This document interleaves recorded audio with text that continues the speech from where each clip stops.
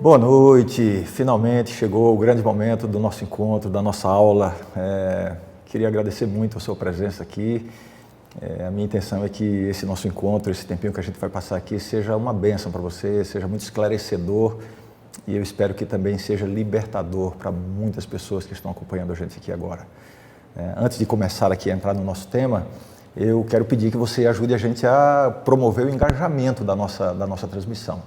Então é muito importante que você esteja interagindo com a gente e que você engaje aí, né? Vai lá no like, dá um like aí, gostei. Isso não é só para servir de elogio para a gente, né? Porque esse processo faz com que, enfim, o YouTube mande esse convite, essa transmissão para muitas outras pessoas. E o que a gente quer aqui não é outra coisa senão ajudar o maior número de pessoas possível. Mais uma vez, muito obrigado, né, por estar aqui. Vamos lá, tem pessoas que estão entrando aí ainda, eu não posso esperar muito porque o nosso tempo é limitado, mas vamos lá, você pode também, neste exato momento, copiar o link da transmissão, manda para alguém, liga para aquela sua amiga, para aquele seu amigo, quem sabe alguém que você sabe que está passando por uma crise no casamento, no namoro, está com dúvidas, né? Gente que está com um processo de divórcio, em situações de abuso, e não somente essas pessoas, mas todas aquelas que têm interesse em conhecer mais, não apenas para si, para o seu próprio relacionamento, mas também para ajudar outras pessoas, tá? É importante a gente engajar agora, tá? Nós estamos começando aqui a nossa aula e o que a gente precisa agora é engajamento. Clica aí, like, compartilha o link para que a gente possa envolver muitas pessoas, tá bom?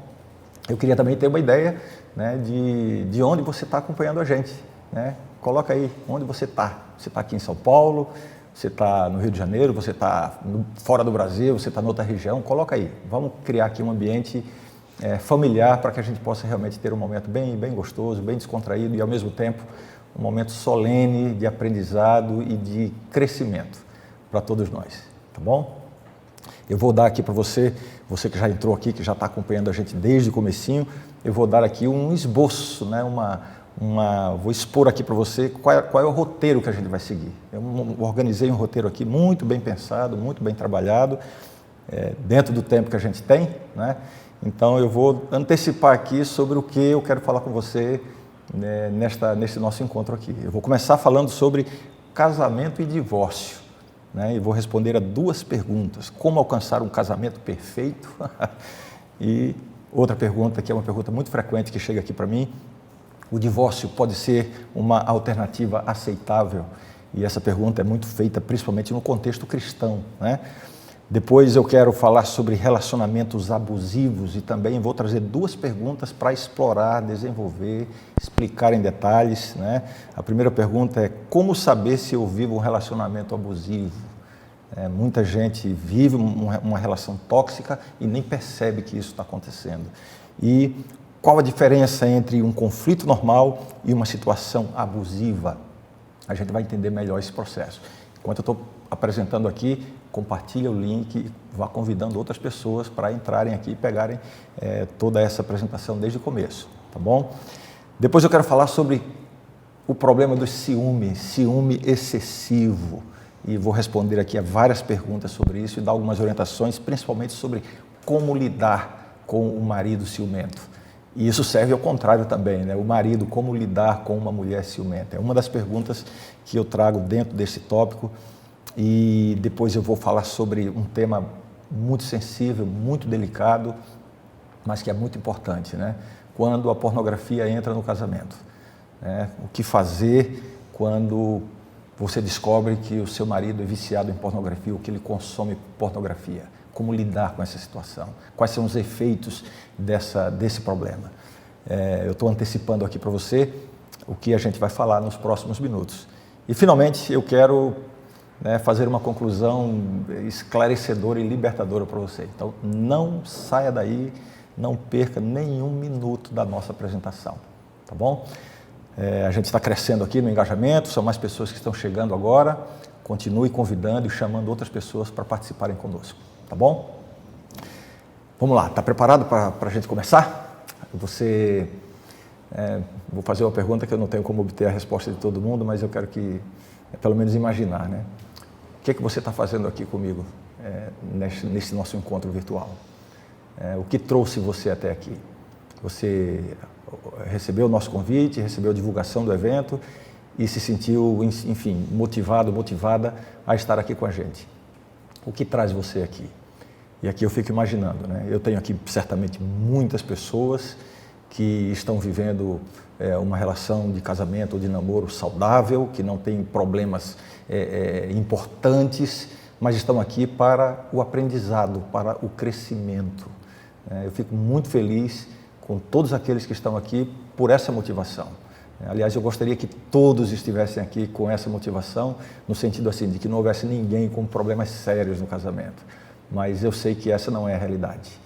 Então, eu imagino não, eu sei. Muitas pessoas fizeram contato comigo nesses últimos dias, indicando situações que estão trazendo essas pessoas aqui para o nosso encontro. Então, eu imagino que haja pessoas aqui que estão, quem sabe, vendo essa nossa aula aqui como talvez a última respiração de esperança, né? Talvez o último recurso, né?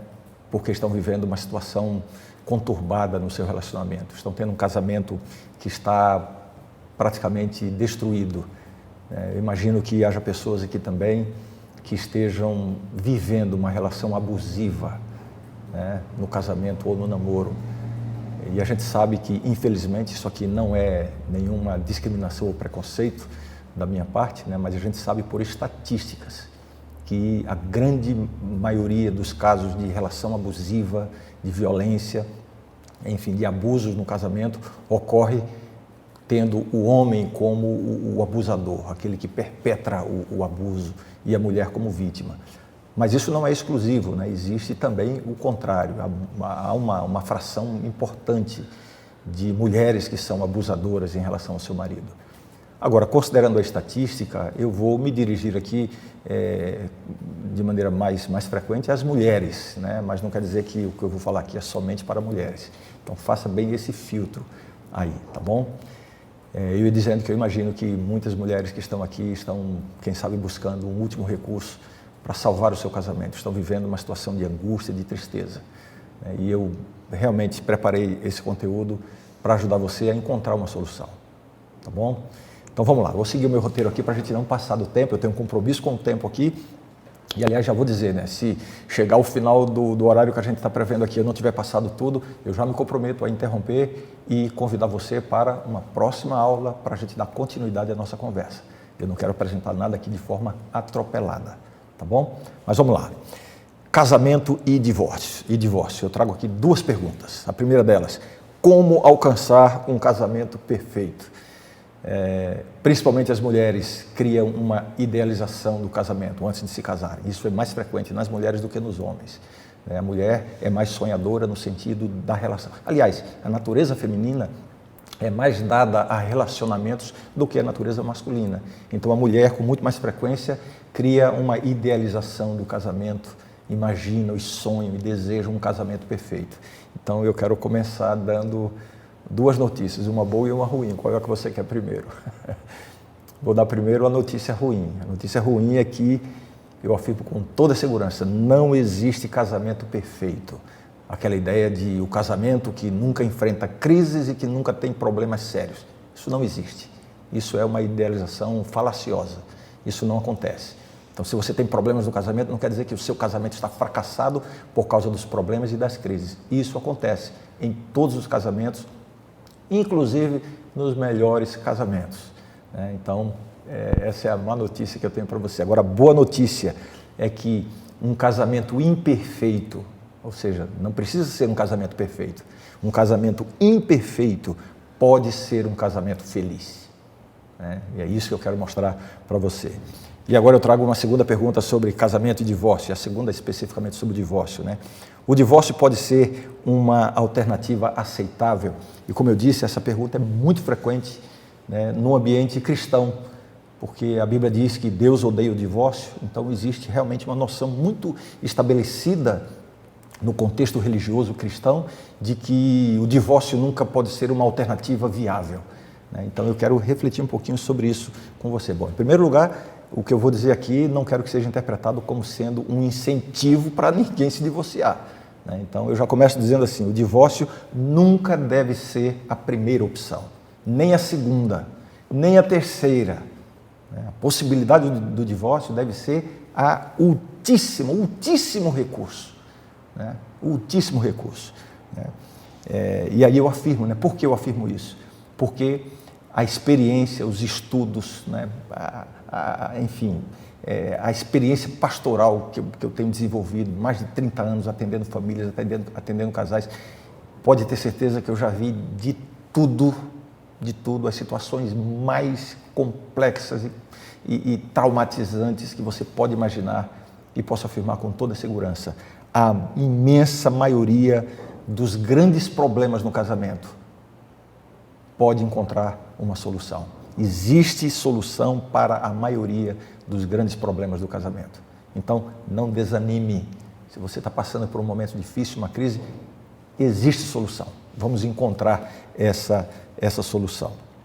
Agora, eu volto à pergunta, mas pode haver uma situação em que não há solução e o divórcio seja uma alternativa viável? Então, eu vou explicar isso aqui para você agora, do ponto de vista cristão e bíblico também, né? Como eu já disse, o divórcio deve ser o último recurso. Eu já disse também que todo casamento tem problemas. Evidentemente, nem todos os problemas encontram solução. Isso não quer dizer que é motivo para se divorciar.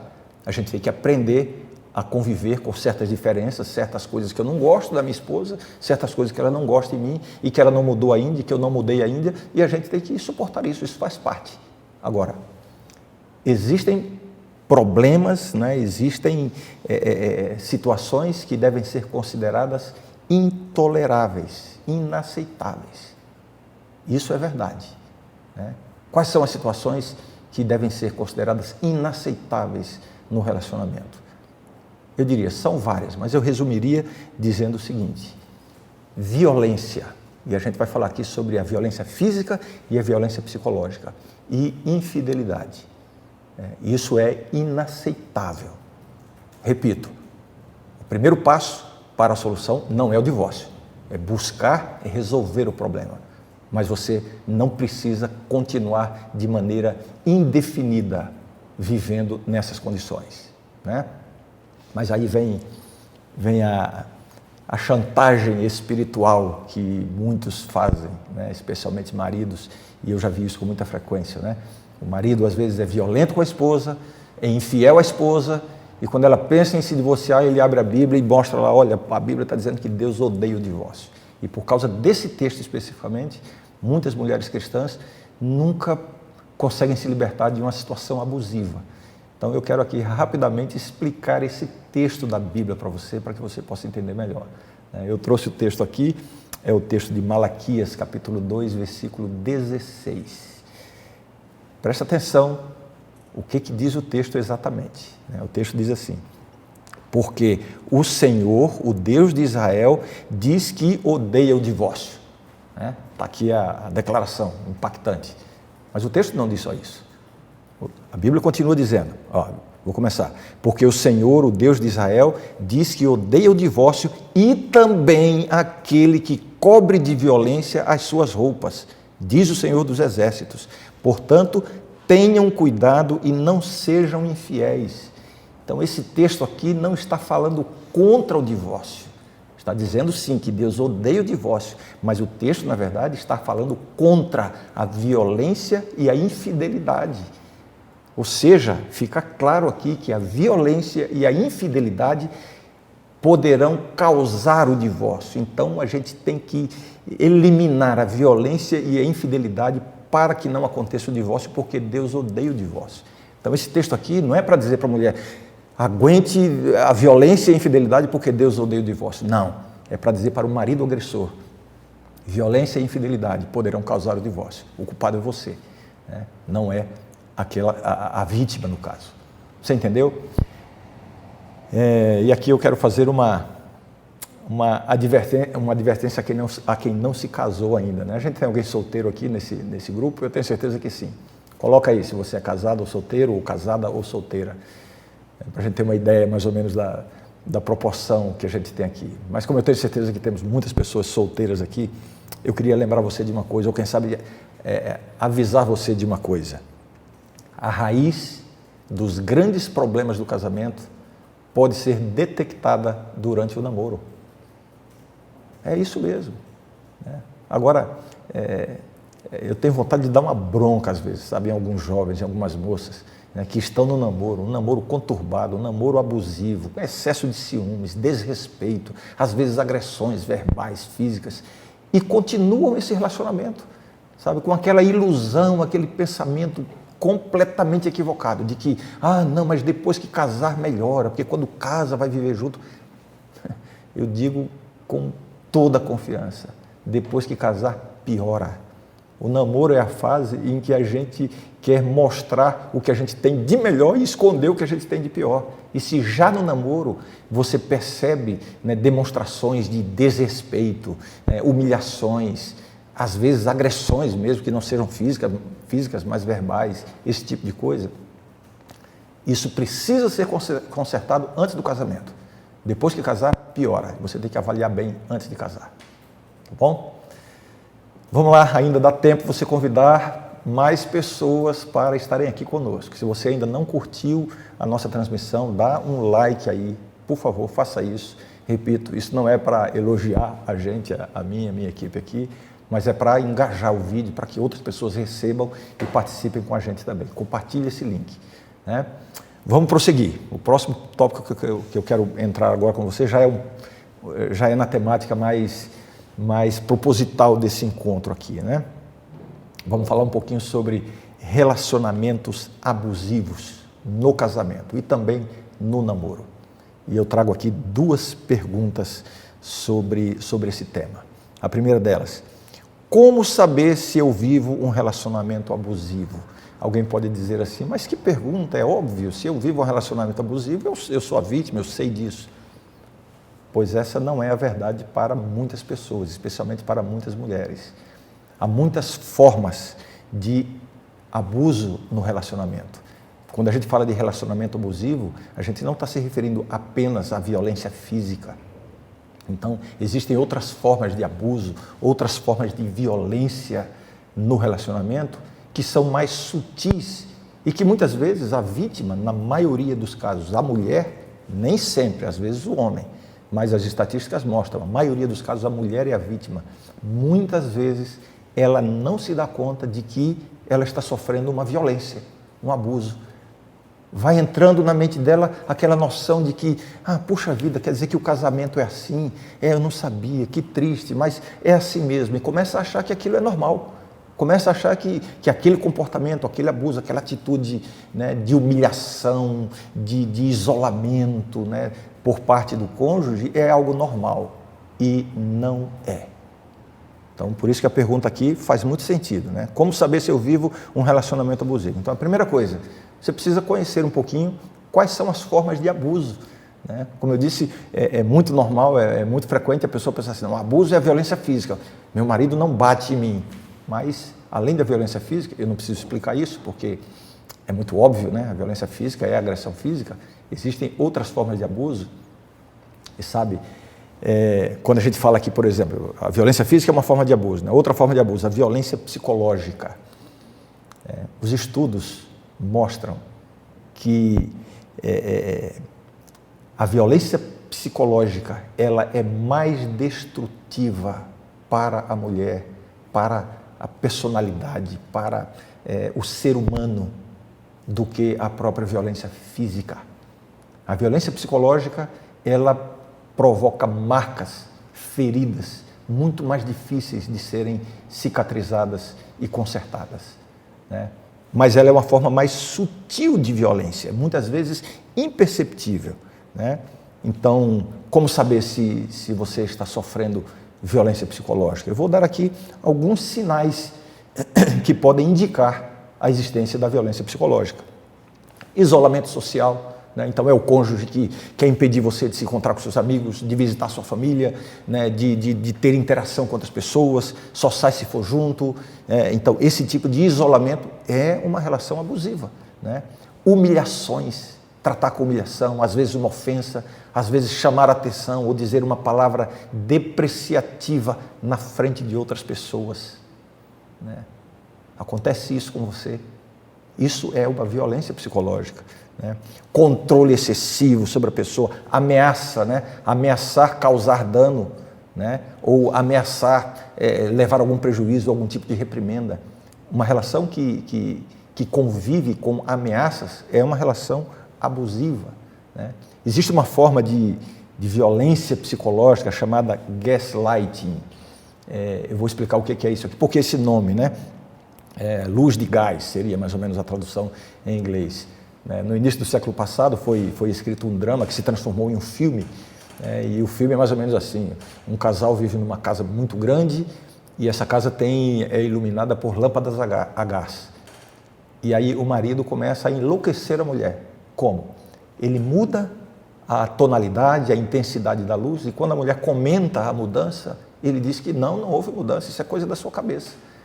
E com o tempo ela começa a achar que ela está delirando, que ela está tendo impressões completamente malucas na sua cabeça, e ela vai enlouquecendo com isso. Essa experiência retratada nesse filme serve para designar esse tipo de abuso psicológico. Sabe, é quando o seu cônjuge começa a dizer assim para você: você está imaginando isso? Quando você diz uma coisa, que é isso? Isso nunca aconteceu, isso é coisa da sua cabeça. Não, eu nunca fiz isso, de onde você tirou isso? Né? Ou seja, sempre negando a realidade e insinuando que você está com imaginação, que você está ficando louca, né? Isso, com o tempo, de fato, vai provocando uma dúvida sobre a sua própria sanidade. Isso é uma violência psicológica, né? Então eu estou aqui, só para a gente ser didático aqui, né? A pergunta que eu estou tentando responder aqui é: como saber se eu vivo um relacionamento abusivo? Então, em primeiro lugar, você precisa conhecer as formas de abuso. E eu estou aqui explicando algumas formas de abuso na intenção de você avaliar o seu casamento, o seu relacionamento, para ver se você está sofrendo com isso aqui, né? Uma outra forma de abuso no casamento é a violência sexual. Ora, mas o casamento não é uma liberação para o sexo? Como é que pode haver violência sexual no casamento? Então vamos corrigir essa noção equivocada, né? O casamento não é uma liberação para o sexo, de qualquer jeito, em qualquer tempo, enfim, não é. O sexo é uma experiência maravilhosa, primordial, criada por Deus para a interação, não é só para a procriação, né, mas para a interação, para o crescimento do casal, para a alegria, para a satisfação do casal, né? Mas isso não dá a liberdade para nenhum dos cônjuges praticar o sexo da forma que quer e na hora que quer. Então, esse tipo de violência, né, e mais uma vez, eu preciso dizer que, estatisticamente, ela é praticada muito mais pelo homem sobre a mulher, obviamente, né? Esse tipo de violência é designada no Código Penal como estupro conjugal, né? Ou seja, o marido que estupra a própria esposa. E quando é que acontece isso? É quando ele força a esposa a ter sexo num momento que ela não quer, que ela não está preparada, ou de uma maneira, de um jeito em que ela também não quer e não gosta. Eu não vou entrar aqui em muitos detalhes, a nossa aula aqui não é sobre sexualidade. Quem sabe um dia a gente se encontra aqui para tratar desse assunto tão importante também, né? Mas eu já diria o seguinte, né? Uma regra para a sexualidade no casamento: tem que ser consensual, ambos têm que estarem dispostos, preparados e fazê-lo da forma que agrade a ambos. Qualquer coisa fora disso pode se enquadrar nisso que é chamado de estupro conjugal. É uma forma de violência, né? E isso afeta muito, muito a mulher. Uma outra forma de violência e abuso no casamento é a violência financeira, né? Existe uma fundação americana que detectou o seguinte: o abuso financeiro acontece em 99% das situações de violência doméstica, né? E existe um documento chamado Dossiê Mulher 2018 do Rio de Janeiro, que identificou o seguinte: a violência patrimonial, ou seja, a violência financeira tem 70% das vítimas do sexo feminino, ou seja, mais uma vez, ela é predominantemente praticada pelo homem, né? Então, o seu marido não compartilha nada da vida financeira da família com você. Você não sabe quanto tem no banco, você não sabe nem quanto entra, quais são os rendimentos da família, você não sabe exatamente qual é o patrimônio da família, você não tem conhecimento de nada, e isso leva você a uma dependência completa no aspecto financeiro do seu marido. Você quer comprar uma coisa, depende dele, né? Isso não está certo, né? Eu até entendo que existem mulheres que preferem que seja assim, aí está tudo bem. Se é uma coisa consensual, da preferência dela, está tudo certo. Mas ambos têm os mesmos direitos, ainda que o provedor financeiro seja só um, casamento é sociedade de 50% para cada um. Então, ambos devem ter acesso a todas as informações. Então, eu volto à pergunta, né, que eu estou tratando aqui. Como saber se eu vivo em um relacionamento abusivo? Bem, depois de ter falado sobre essas formas de abuso, são apenas algumas, existem outras, né?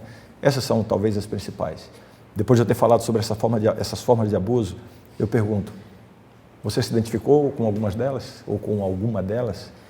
Você sente que alguma dessas coisas aqui acontece no seu relacionamento? Então, isso precisa ser trabalhado. Agora, uma coisa importante, né? A gente também não pode ter aquela, como é que eu diria, aquele pensamento pessimista e, né, aquela coisa de que qualquer conflito, qualquer desentendimento, qualquer discussão mais acalorada, não, isso aí já é abuso, já é violência. Não é assim, absolutamente não é assim. Então, qual é a diferença? Essa é a segunda pergunta, né? Qual é a diferença entre um conflito normal e uma situação abusiva? Como identificar se você pode estar tendo conflitos no casamento. De repente as coisas não estão bem lá, vocês estão discutindo muito, vocês estão brigando muito, vocês estão se desentendendo, né? É uma crise, mas não quer dizer necessariamente que é uma relação abusiva. Então vamos lá. O que caracteriza os conflitos normais no casamento? Em primeiro lugar, é normal em todos os relacionamentos. Todo casamento vai ter conflito, vai ter desentendimento, vai ter briga, né? Agora, um conflito normal ele é resolvido de forma saudável, né? Sem agressão, sem humilhação. Os conflitos normais no casamento, eles podem até ser positivos, porque o conflito vem justamente pela identificação de uma diferença de gosto, de pensamento, de preferência, enfim. Essa diferença provoca uma área de atrito e vai gerar uma discussão, um debate. Um casal saudável pode transformar esse conflito em algo positivo. Por quê? Porque é a oportunidade de fazer os ajustes. Às vezes um prevalece sobre o outro, porque se percebe que ele tem mais razão do que o outro. Às vezes o contrário, o outro prevalece. Um faz uma concessão aqui, o outro faz uma concessão. Isso é uma relação saudável, né? Esse conflito, por pior e desgastante que seja, ele vai trazer crescimento para o casal, né? Outra característica de um conflito normal é que ambas, eu já falei aqui, né, ambas as partes têm voz ativa, buscam a solução e não o culpado, né? Casais maduros não são aqueles que nunca têm conflitos, mas são aqueles que transformam os conflitos em ajustes saudáveis, entendeu? Agora, como saber se esses conflitos, se esses desentendimentos estão realmente levando a uma situação abusiva? Aí eu vou dar aqui 3 sinais identificadores do abuso, da relação abusiva. Primeiro sinal, quando há uma relação de poder e controle sobre a outra pessoa. Todo debate, toda discussão, toda diferença que há, um exerce poder e controle sobre a outra pessoa. Isso é abusivo. Segundo sinal, quando apenas um tem a voz ativa e decisiva nos conflitos, ou seja, é sempre o mesmo que ganha todas as discussões e a outra parte sempre perde as discussões. Pode ter certeza, é muito provável que haja uma relação abusiva. E agora eu vou lhe dar um terceiro sinal, que esse aqui é talvez o mais claro, né, o mais definitivo de todos, que vai mostrar que é muito provável que existe uma relação abusiva. Sabe qual é? Quando existe medo, né? Começa a haver um desentendimento, uma discussão, uma briga, você sente medo. Você sente medo que o seu marido tenha uma explosão, você sente medo de uma agressão física, às vezes não agressão física, você já sabe que seu marido não vai chegar ao extremo de lhe agredir fisicamente, mas você tem medo porque ele cresce muito, ele humilha, ele pode perder o controle, isso lhe dá medo e aí você foge dos confrontos, das discussões, não simplesmente porque você quer paz, mas porque você tem medo.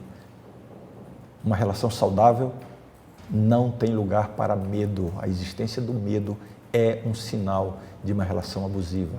Agora eu quero dizer também o seguinte, isso acontece muitas vezes também da mulher para com o homem, não é só o homem. Evidentemente, o homem ele pode ser o causador do medo na mulher nessas situações, evidentemente, eu diria por duas razões evidentes. A primeira delas é a superioridade física. E a segunda é a própria questão cultural, né? Nós vivemos ainda numa cultura que coloca o homem como superior e coisas assim, e às vezes trazemos essa cultura, né? E a mulher sente medo. Só que muitas vezes é o contrário. E quando o homem sente medo, dificilmente vai ser o medo da agressão física. Alguns casos sim, mas não é o mais frequente, porque o homem geralmente tem a superioridade física. Mas é o medo da violência moral, né? A mulher ela pode assumir, eu digo assim às vezes, algumas mulheres, algumas esposas são a verdadeira encarnação da lei moral, né? Tem uma moralidade, um moralismo exacerbado, né? E toda vez que há um debate, que há uma discussão, que há uma confrontação de ideias, ela lança em rosto questões morais, né? Acusando o marido de falhas morais, de erros do passado, trazendo à tona questões antigas, lançando sobre o rosto dele os defeitos de caráter, enfim. Isso pode ser tão humilhante, tão prejudicial para o homem que ele sente medo disso. Repito, onde há medo, não existe uma relação saudável. Isso precisa ser tratado. Uau, e aí? Está acompanhando direitinho? Você está aqui desde o começo? Tem gente que foi chegando mais ou menos no andar da carruagem, você que chegou depois, eu quero dizer que você é muito bem-vindo, muito bem-vinda aqui a essa nossa aula online. Estou muito feliz com todos vocês que estão acompanhando aqui, me sinto muito honrado por ter esse seu tempo, essa sua atenção e essa sua confiança, né? É uma parte importante do meu ministério, é exatamente essa, né? Ajudar famílias, ajudar casais, e eu me sinto muito realizado em poder compartilhar essas ideias, essas advertências com todos vocês, né? Estou tratando aqui de relacionamentos abusivos, no casamento, no namoro, já tratei de alguns temas, você que chegou depois, né? Depois você pode voltar lá, o vídeo vai ficar disponível, você pode ver depois, desde o começo. Vou entrar agora num outro tópico muito importante, né? E muito frequente em muitos relacionamentos, tanto casamento quanto namoro. Vamos falar um pouquinho de ciúme. O ciúme excessivo. E aí, me diz aí no chat quem é mais ciumento, se é você ou se é o seu marido, sua mulher, ou seu namorado ou namorada. Quem é mais ciumento? Você é aquela mulher ciumenta que quer saber de tudo, que é controladora? Confessa isso pra gente aí, coloca aí, quero conhecer um pouquinho melhor você. E eu sei que isso, o ciúme ele pode chegar no nível de incomodar o relacionamento, né? De atrapalhar a paz e a felicidade. Vamos falar um pouquinho sobre isso aí. Eu trago aqui 4 perguntas sobre ciúme, vou dizer as 4 aqui já de cara para você saber e vou responder cada uma delas rapidamente. Primeira pergunta, é errado ter ciúme? Segunda pergunta, o ciúme pode evitar a infidelidade do cônjuge ou do namorado? Né? Terceira pergunta, quais são os sinais do ciúme excessivo, do ciúme doentio? E a quarta pergunta, como lidar com o marido ciumento, né? Com o namorado ciumento e também a mulher namorada? Essas são as perguntas que eu vou comentar aqui agora com você. Está preparado? E aí, é você que é o ciumento ou a ciumenta? Então não saia, você precisa ouvir o que vai ser dito aqui agora, tá bom? E se você é a vítima de um parceiro, de uma parceira ciumenta, você poderá encontrar um caminho para buscar a solução. Vamos lá? Primeira coisa, é errado ter ciúme? Essa pergunta é muito feita, frequentemente feita especialmente no ambiente cristão, né? Ter ciúme é pecado, porque é um sentimento egoísta, né? É uma coisa do egoísmo, é só meu, só pertence a mim e tal. Pois eu já respondo claramente com base bíblica, né? Já respondo dizendo que não é errado ter ciúme. Ciúme não é pecado. A Bíblia diz que Deus é ciumento. Você já viu alguns textos da Bíblia que dizem que Deus é zeloso, né? Eu sou um Deus zeloso. A palavra zelo aí, no original, no texto original, significa ciúme. Deus é zeloso, Deus é ciumento. O que é o ciúme nesse sentido? O ciúme nada mais é do que o cuidado com aquilo que lhe pertence. No caso do relacionamento, né, com o amor da sua vida, né, o cuidado, a proteção e o medo de perder. Isso é normal. É claro que eu tenho cuidado da Mara e tenho medo de perdê-la, né? Isso é ciúme, é normal isso aí. Até Deus tem esse ciúme, né? Aliás, a gente precisa, é interessante a gente conseguir fazer uma diferença entre cobiça, ciúme e inveja. São três sentimentos que são muito parecidos, mas que na verdade têm suas distinções, né? Vou definir rapidamente aqui. Cobiça, eu quero ter o que é do outro. Ciúme, eu não quero que o outro tenha o que é meu. Inveja, eu não quero que o outro tenha o que ele tem. Você percebe que a inveja não tem a ver com o objeto em si. A inveja tem a ver com a pessoa. É o pior dos sentimentos, né? Bem, nós vamos falar do ciúme, né? Segunda pergunta, o ciúme pode evitar a infidelidade do cônjuge? Então, você tem um marido que é ciumento e por causa do ciúme, ele está cuidando de você, ele controla, quer saber para onde você vai, quer ver tudo e acompanha. E isso impede ou atrapalha, né? Evita que você seja infiel. Pois é. Deixa eu te falar aqui de um estudo feito, né? Um estudo feito na Universidade de São Paulo, um psicólogo da Universidade de São Paulo, ele fez esse estudo e aí ele demonstra um efeito desse ciúme exagerado. Aliás, se eu voltar um pouquinho aqui, né? Eu falei inicialmente que o ciúme em si não é errado. Ele passa a ser errado quando ele ultrapassa o limite do aceitável, do normal, do equilibrado. É o ciúme excessivo ou o ciúme doentio. É disso que eu vou falar agora. Então, a pergunta é, esse ciúme excessivo pode evitar a infidelidade? E aí esse estudo revela um efeito do ciúme excessivo. Eles chamam de efeito autorrealizador. Sabe o que é o efeito autorrealizador? É um fenômeno em que uma expectativa ou crença sobre um evento ou comportamento futuro acaba estimulando esse comportamento. Em outras palavras, esse ciúme exagerado, o controle, não, você não pode sair com essa pessoa, eu não quero você conversando com aquele homem, enfim, um controle muito grande. A pessoa que está provocando isso acha que está impedindo a infidelidade do cônjuge, quando os estudos mostram que, na verdade, essa conduta é um estímulo para a infidelidade. Não quer dizer que toda mulher que tem um marido ciumento vai ser infiel. Não, mas a gente tem que entender aqui uma coisa. E quem sabe se você é uma pessoa ciumenta nesse ponto, isso aqui sirva para ajudar você a se libertar dessa coisa tão nociva, né? A gente tem que entender o seguinte, não existe nada que possa ser mais motivador para que uma pessoa seja fiel ao seu cônjuge do que o senso da confiança do cônjuge. Então, os estudos mostram isso, né? Uma mulher que sofre uma tentação sexual com outro homem, ou um homem que sofre uma tentação sexual ou afetiva com outra mulher, né? É uma tentação, vem uma atração momentânea. A noção de que o seu cônjuge confia, puxa vida, minha mulher confia em mim, ela sabe que eu sou fiel, ela não me fiscaliza. Esse sentimento tem muito mais força para que ele resista à tentação do que o contrário. Minha mulher não confia em mim, ela vive dizendo que eu vou trair, ou meu marido vive me fiscalizando, não confia em mim. Isso é um processo, o estudo mostra o seguinte, que isso é um processo inconsciente. Por isso que diz efeito autorrealizador.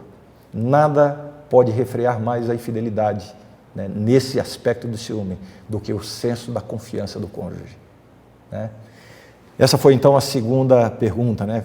O ciúme pode evitar a infidelidade? Não, pelo contrário, ele pode estimular a infidelidade, né? Terceira pergunta, quais são os sinais do ciúme excessivo? Bem, são muitos, existe uma lista longa, eu vou mencionar aqui três, que eu considero aqui os três mais perceptíveis. o isolamento, né? É o marido que isola a mulher, você não vai sair com seus amigos, só vai sair se for comigo, e se vai sair é para onde, com quem, quanto tempo, o que está fazendo, manda uma selfie, tira uma foto. Esse isolamento e esse controle, né?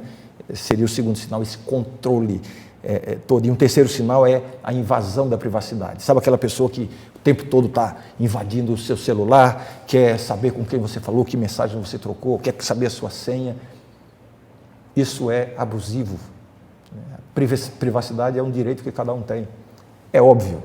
Eu não creio que uma pessoa casada deva ter privacidade completa. A relação conjugal estabelece essa cumplicidade em todas as coisas, mas existe sim um nível de privacidade que deve ser respeitado, né? E eu tenho muito mais prazer em abrir a minha privacidade voluntariamente para Mara, para minha esposa. Como? Ela tem acesso a todas as minhas redes sociais, ela sabe a senha que desbloqueia o meu celular, né? Minhas redes sociais estão abertas constantemente no meu computador, no meu tablet, todo mundo tem acesso. Ela não vive olhando, não vive bisbilhotando, mas eu tenho o prazer de abrir a minha privacidade. Agora, seria muito incômodo para mim se ela invadisse sem eu permitir. Isso é abusivo, né? Precisa ser tratado, né? Uau, tinha muito mais coisas que eu queria falar sobre isso, mas eu já estou preocupado com o nosso tempo aqui. Eu vou falar agora a quarta pergunta sobre o ciúme, né? Como lidar com o marido ciumento, ou uma mulher ciumenta, ou um namorado ciumento? Como lidar? Eu vou dar aqui 4 respostas, ou quatro tópicos aqui importantes. Primeiro, seja compreensiva, né? Entenda que por trás do ciúme, muitas vezes, existe um sentimento de insegurança, uma ferida do passado, um complexo de inferioridade. O ciúme excessivo é um sintoma, não é uma causa, é um sintoma de uma insegurança pessoal muito grande. Então, seja compreensiva nesse sentido. E você pode ajudar como? Evitando segredos, evitando fazer coisas encobertas do seu marido. Isso vai ajudá-lo, né, a desenvolver, a estar mais tranquilo em relação a isso, né? Outra coisa muito importante para você amenizar essa pressão, talvez, que ele exerce sobre você, é você constantemente reforçar o seu compromisso de amor e fidelidade com ele, né? Não perca a oportunidade de falar isso para ele repetidamente. Isso vai aumentar a confiança dele em si próprio e no próprio relacionamento, né? Agora, eu digo uma quarta coisa: estabeleça limites para o controle dele. Você vai ajudá-lo, né, sendo compreensiva, evitando segredos, reforçando o compromisso, mas existe um limite para o controle que ele quer exercer sobre você. Isso tem que ficar muito claro e você precisa estabelecer esses limites. Bem, vamos avançar? Vou tocar agora no tópico da pornografia. Isso aqui é um desastre quando acontece no casamento, né? E eu quero responder aqui a 3 perguntas e vou fazê-lo rapidamente, né? A pornografia, eu me refiro aqui à pornografia praticada, consumida por um dos cônjuges. E, mais uma vez, as estatísticas mostram que isso é muito mais frequente com o homem do que com a mulher. Não é exclusivo, mas é muito mais frequente, né? 3 perguntas aqui. Primeira, a pornografia praticada pelo marido pode afetar o casamento do casal, né? O relacionamento do casal? Pode afetar? Então, há estudos que mostram isso, né? O efeito da pornografia no cérebro é muito semelhante, é praticamente igual ao efeito do uso de drogas, né? O consumo da pornografia vai despejar uma carga de dopamina no cérebro, isso traz uma sensação de prazer e essa sensação de prazer começa a ser desejada e procurada posteriormente. Daí a necessidade, o impulso de buscar, de voltar à prática, de voltar a ver a cena da pornografia, a consumir a pornografia. Outro efeito também que acontece é que essa sensação de prazer, ela vai diminuindo com aquela dosagem de dopamina e vai exigindo um consumo cada vez maior, mais explícito e mais frequente. É assim que acontece com o uso de drogas. É um vício que precisa ser tratado de maneira muito semelhante a como se trata uma pessoa viciada em drogas, né? E em que aspectos o uso da pornografia por parte do marido, do homem no caso, afeta o casamento? Os estudos mostram o seguinte: primeiro, diminui o interesse no sexo com o cônjuge, porque a pornografia provoca uma dessensibilização às imagens sexuais, né? E a uma diminuição do desejo sexual pelo parceiro ou pela parceira, né? Primeiro efeito. Outro efeito, a pessoa passa a ver o sexo como uma atividade, passa a ver e a praticar o sexo como uma experiência individual, né? E começa a perder o interesse, né? E a própria habilidade de ter uma experiência sexual compartilhada. A pornografia é a busca da satisfação própria, é um autosserviço sexual, né? Não tem ali o interesse, né, o altruísmo, a prática de satisfazer a outra pessoa. E isso vai entrar no relacionamento sexual do casal, afeta tremendamente, né? O uso da pornografia cria expectativas irreais em relação ao sexo e ao corpo, da mulher. Claro, a pornografia apresenta uma realidade que não é realidade, é uma coisa fabricada, é uma coisa artificial, aquela beleza, aquela coisa toda, aquele prazer exacerbado que é demonstrado ali nas imagens, nos vídeos, nos filmes, etc., não corresponde à realidade, né? E isso cria expectativas que nunca vão ser cumpridas no casamento.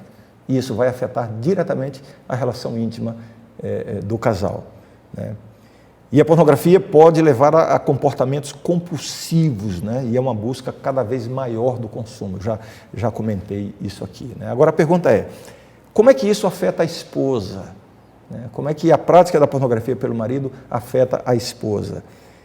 Os estudos mostram o seguinte: em primeiro lugar, quando a mulher descobre que o seu marido consome pornografia, o trauma ou seja, a dor, o sofrimento, né, é tão traumático quanto a infidelidade física. Os estudos mostram isso, né? Segundo, a descoberta disso aí pode ter um impacto mais duradouro do que a própria infidelidade física, né? E existem muitos casos em que a mulher se sente mais traída, mais trocada, mais desprezada, mais rejeitada quando o marido pratica a pornografia, consome a pornografia, do que no caso em que o marido tem realmente uma relação ou um relacionamento com outra pessoa física. Tal é o trauma provocado pela pornografia. E outro efeito sobre a mulher também, quando ela descobre que o marido usa pornografia, a vergonha. Desculpa. Quando a mulher descobre que o seu marido é viciado em pornografia ou que ele consome pornografia, ela sente uma vergonha que é mais profunda, mais devastadora do que a mulher que descobre que o seu marido a está traindo com outra mulher. E é exatamente por isso que é muito mais difícil uma mulher cujo marido consome pornografia buscar ajuda, admitir isso, comentar com alguém para obter ajuda, tal o nível de vergonha, né? Então, em relação a isso, eu teria muito mais coisa para falar aqui, mas o tempo não permite, né? Eu queria fechar esse tópico aqui da pornografia, dizendo 3 coisas importantes aqui. Se você está vivendo isso, ou se você conhece alguém que está vivendo isso no casamento. 3 coisas importantes. Primeiro, não se culpe. Não permita o pensamento de que a mulher pensa logo assim, meu marido está usando pornografia, então é porque eu não sou suficiente. Não tem nada a ver com você, né? Infidelidade no casamento não é uma questão sexual, é uma questão de caráter, não tem nada a ver com você. A grande prova disso é que, na maioria dos casos de traição no casamento, a amante é menos atraente do que a esposa. Isso mostra que não é uma questão sexual, é uma questão de caráter. Não tem nada a ver com você. Então, não se culpe. Que coisa terrível. A mulher sofre a infidelidade, né? Se sente substituída, se sente trocada, humilhada, se sente lá para baixo, aí se olha no espelho e ainda se acha feia e culpada, porque ela vai achar que não atendeu bem o marido, que não foi uma boa esposa. Não permita isso, repito, não tem nada a ver com você. Esse é um problema dele. Tem que tratar com ele. Entendeu? Segunda coisa que eu quero dizer para você: busque ajuda. Busque ajuda.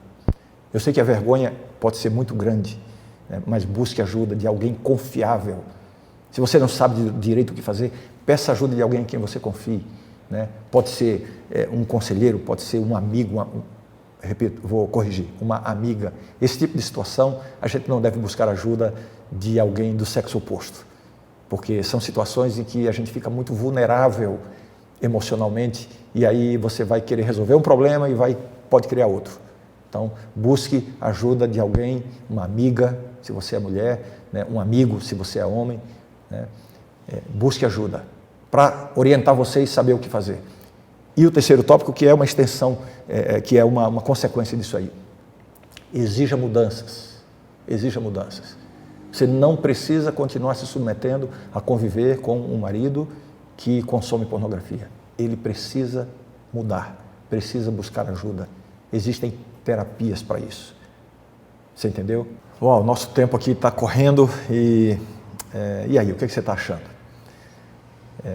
Não sei, vou repetir aqui o que eu falei lá no comecinho, né? Eu não sei exatamente o que trouxe você aqui para esse nosso encontro. Eu imagino que muitas estão aqui porque querem aprender, querem crescer e querem ajudar outras pessoas. Mas eu sei também que há pessoas aqui, muitas mulheres principalmente, que estão aqui buscando um último recurso, né? Um último respiro, uma última oportunidade para salvar um relacionamento que está indo mal, né? E eu espero sinceramente que tudo que eu falei até aqui possa ajudar você, né? Ajudar você a encontrar uma solução, a encontrar um caminho. Eu quero apresentar para você agora alguns dados muito importantes, né? Nosso tempo está esgotando, então eu quero trazer algumas informações. Em 2021, houve aproximadamente 390 mil pedidos de divórcio no Brasil. 4 em cada 10 casamentos terminam em divórcio. Entre 2010 e 2021, a média de duração do casamento no Brasil caiu de 16 anos para 13 anos e meio. Eu não quero assustar você com esses dados, mas ao mesmo tempo eu quero assustar sim. Você tem que entender que apenas amor não é suficiente para sustentar uma relação duradoura. Existem tantas variantes e tantas surpresas que é preciso abrir os olhos para os perigos que rondam o casamento. E eu estou aqui para dizer para você que é possível fazer ajustes antes que a relação desmorone completamente. E se você já está vivendo uma relação conturbada, saiba que você pode se libertar das lutas que estão roubando a sua paz. Talvez o efeito mais devastador de um relacionamento abusivo é que ele achata a personalidade da vítima, né? A torna dependente do abusador e a faz sentir-se incapaz de se libertar. Gera um ciclo vicioso de sofrimento e dependência que parece impossível de ser quebrado. Eu estou aqui para ajudar você a escapar dessa situação. Isso significa abrir novas e melhores possibilidades diante dos seus olhos. Significa reconstruir a sua autoestima, restaurar a sua qualidade de vida e descobrir a essência de um relacionamento saudável que verdadeiramente vale a pena ser vivido. Depois de mais de 30 anos de ministério pastoral e como conselheiro familiar no Brasil, na América do Sul, na Europa, eu posso afirmar para você uma coisa: existe uma saída. E eu lhe digo isso hoje por experiência própria. Mara e eu somos casados há 32 anos. São mais de 3 décadas de uma relação saudável e feliz, sustentada por Deus. Mas isso não significa que nunca tivemos problemas. Eu sei o que significa enfrentar crises no casamento. Eu sei o que significa cometer erros graves no casamento. E justamente por isso, eu sei que há saídas para as situações mais complexas na relação do casal. E além da experiência, eu tenho estudado por muito tempo as crises familiares e esses relacionamentos abusivos para vir aqui hoje e dar essas informações com tanta segurança. E uma preocupação específica que eu tenho e que me motivou a entender melhor essa questão: como as mulheres podem enfrentar e superar relacionamentos desafiadores. E eu sinto que eu tenho essa missão de levar esse conhecimento e essas orientações para todas as mulheres que realmente tenham a coragem de se preparar para lidar com situações desafiadoras no casamento, coragem para tomar as decisões que lhe trarão um futuro cheio de esperança e mais qualidade de vida. Eu tenho a imensa felicidade de ajudar a pessoa que diz assim: eu quero aprender a construir um relacionamento saudável e me libertar de ciclos destrutivos. É uma pessoa que realmente quer aprender. E agora eu quero ter a honra de compartilhar com você um conteúdo construído a partir de muita pesquisa e muita prática de aconselhamento. Esse era um plano antigo que eu tinha e que agora, através da editora Safeliz da Espanha, se torna realidade. Trata-se da série Desafios do Casamento, um guia para mulheres. É uma série em vídeo que eu apresento juntamente com a jornalista e escritora Emanuele Salles.